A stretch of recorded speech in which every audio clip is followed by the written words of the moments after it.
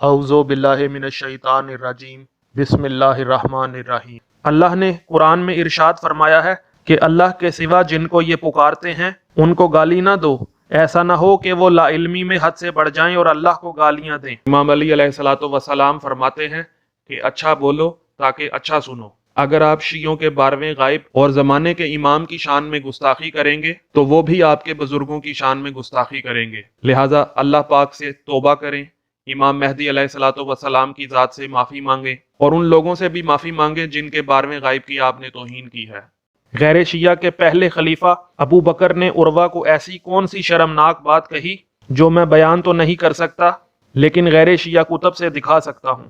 سامعین، غیر شیعہ کے ہاں علامہ کا درجہ رکھنے والے علاء الدین علی متقی بن حسام الدین نے اپنی مشہور کتاب کنز العمال فی سنن الاقوال والافعال جو دارالاشاعت کراچی پاکستان سے چھپی ہے اور جلد اس کی 5 اور صفحہ اس کا 567 اور حصہ دہم میں بھی اس کو نقل کیا ہے۔ اور سامعین و ناظرین، محمد ناصر الدین البانی جس کی تعریفیں کرتے انجینئر محمد علی مرزا نہیں تھکتے اور ان کو بہت بڑا محدث مانتے ہیں، نے اپنی کتاب ارواء الغلیل فی تخریج احادیث منار السبیل جلد 1 اور صفحہ 56 میں بھی ابو بکر کے اسی قول کو نقل کیا ہے۔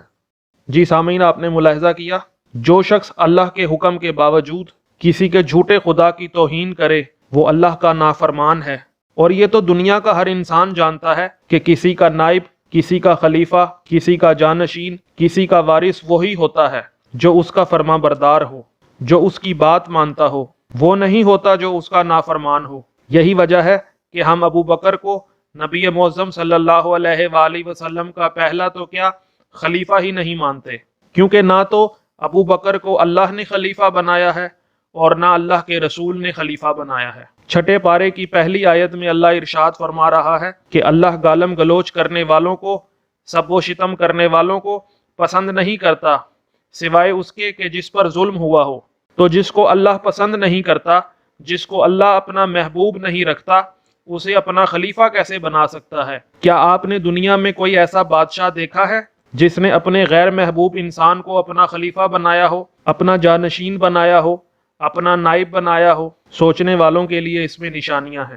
سامعین، اگر آپ کو ویڈیو پسند آئی ہے تو ویڈیو کو لائک کریں، کومنٹ کریں اور زیادہ سے زیادہ شیئر کریں تاکہ عوام پر حقیقت واضح ہو جائے۔